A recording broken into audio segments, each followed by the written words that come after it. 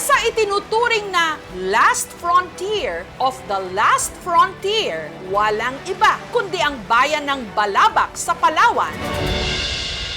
May isang itinuturing na Tagong Paraiso. Lupang sinilangan ng mga tribo Mulbog, ang isla ng Marihangin.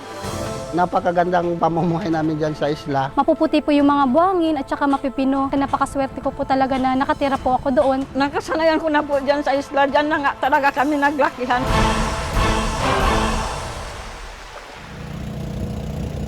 Ilang henerasyon sa mayayabong nitong kagubatan at puting-puting dalampasigan umikot ang kanilang buhay at kabuhayan. Ang pagtatanim ng mga seaweed o agar-agar. Pwede itong gawing gelatin o iba pang panghimagas, pampalapot sa mga sabaw. Maaari ring iproseso sa paggawa ng papel, tela at mga cosmetic product. Pag magsisimula ka magtatanim, within 15 days, haharvest ka na. Pero ang tahimik na pamumuhay sa isla, nabulabog. Patayin tayo! Patayin!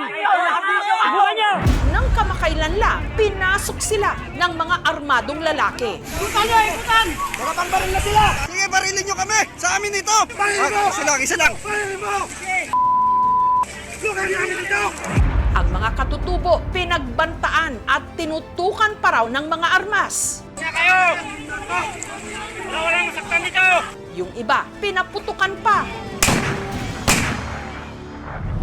Wala kami atraso sa inyo! Ang pakay di umano ng mga ito, paalisin ang mga katutubo sa isla. Gagawin daw pong ecotourism ma'am para dagdag yaman din nila. Ulang kami! Humanap dito sa inyo! Magulang kayo! Alis kayo dito! Kahit milyon pa ibigay nila sa akin, hindi kami alis. Dapat yung walang pera sana, yun ang tulungan nila. Hindi yung sila mapira, gawin pa nila. Yung kanilang titulo po ay questionable. Hindi po namin kaya lumaban sa korte dahil ang kalaban po namin dambuhala. Kami mga katutubo lang po kami. Masakit po, mararamdaman namin sa ganun ginagawa nila sa amin, pang-aapi. Saan hahantong ang pakikipaglaban nila sa kinagisnan nilang lupa? Lugar namin ito!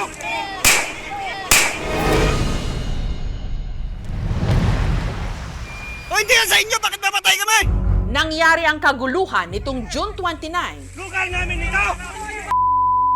Lugar isa lang! Ang bigla pong may sumigaw na mayroon daw nga pong ibinabang tao doon sa likod ng isla. Di baril po at takip po ang mukha. Video nyo! Padaong na po kami, nagpaputok po sila ulit ng baril. Itinutok po nila sa amin. Totoong bala yung ginamit. Hindi po namin kilala, ma'am, yung mga armadong lalaki kasi po nakamas po sila. Pati mga menor de edad, hindi nakaligtas. Tinutukan niya po ako. Pagkatutok po sa akin, buti po na dumapa po ako. Yung bala po nasa dagat ng po. Takot na takot po, sobra po ma'am. Nawala sa sarili po kasi first time ko talaga natutukan ng baril. May mga baril kayo, matatabang kayo! Kahit may mga armas sila, patuloy pa rin po kami sumusugod para mapaalis lang po sila doon sa isla. Bunganga lang po yung pinanglalaban namin sa kanila. Hanggang ang mga armadong lalaki pumasok sa gubat. Dahil po, pinapapuktukan na kami ng baril dito. Nandun po yung mga ilang kasamahan ko sa loob. Pero hindi sila makalapit. Wala po kasing signal doon. Maghapon kami doon sa gubat ma'am. Lang kami, nagtiis kami doon sa dulo. Walang kain yun maghapon. Doon lang kami nagabantay sa kanila. Inarang namin talaga sila.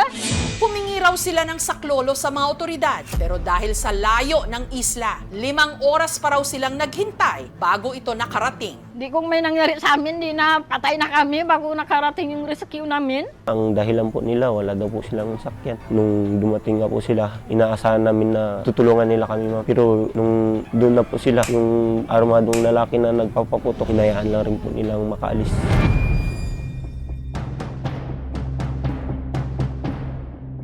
Lugar namin ito! Lugar namin ito! Lugar isa lang! Ang tensyon ngayon sa isla, malayong malayo sa kinagisnan nila noong pamumuhay. Ang isla ng Marihangin may lawak na 38 hectares, tahanan ng halos 1,000 miyembro ng tribo Mulbog. Noon pa man, marami na raw ang nagkaka-interes sa isla dahil sa likas yaman nito. Pero ang kanilang lupa, not for sale daw. Lalo't dito rin nakalibing ang kanilang mga ninuno. Hindi naman yan pwede alongkatin yung libingan namin yan. Bawal yan. Masama yan sa mga katutubo. Hindi po namin kayang iwan doon. Basta-basta na lang, parang na lang iwan namin yung mga magulang po namin.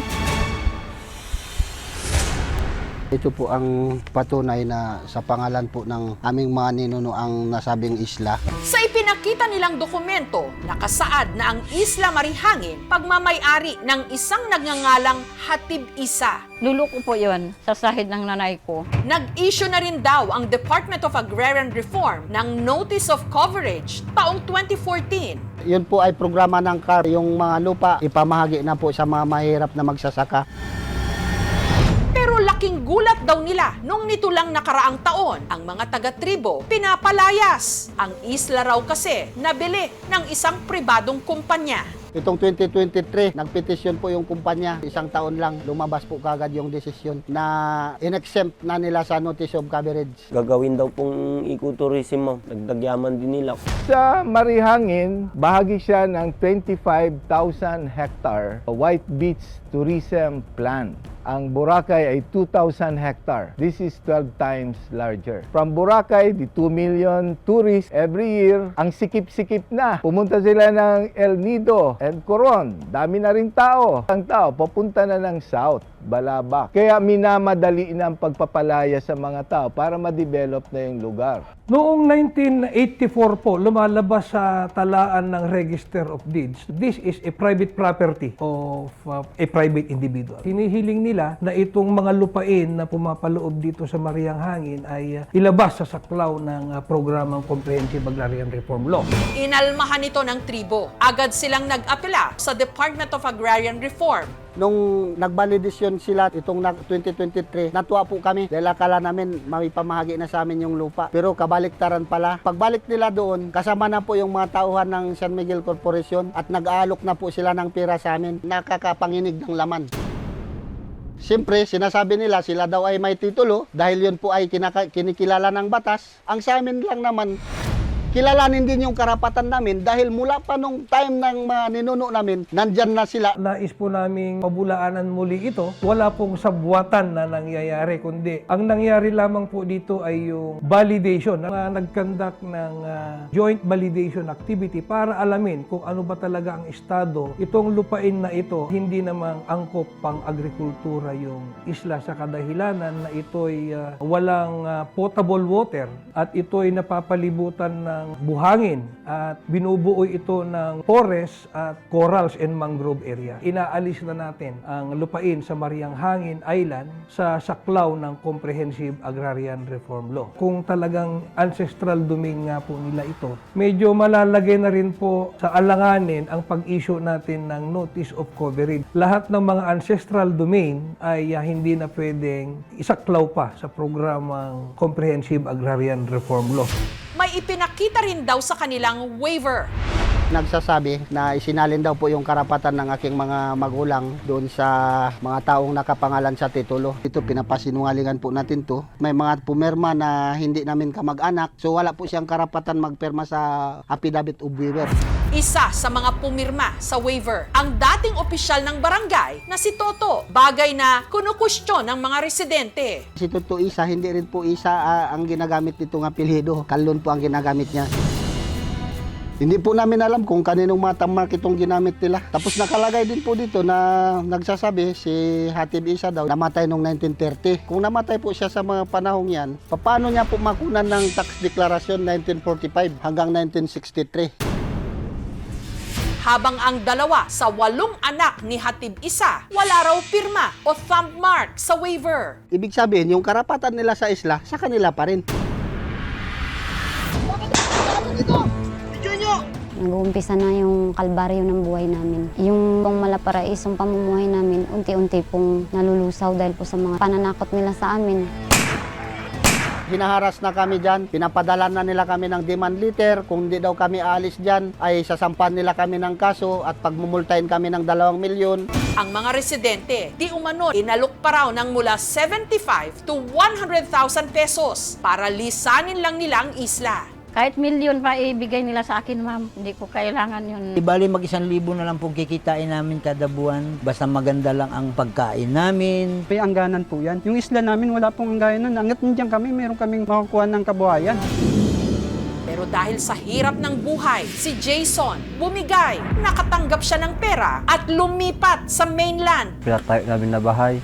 Pinang kaya namin araw-araw. Naubos na rin. At ang pinaglipatan daw sa kanila, Mapakit yung dagat na. Hindi mataniman ng seaweed. Nagsisirin kami.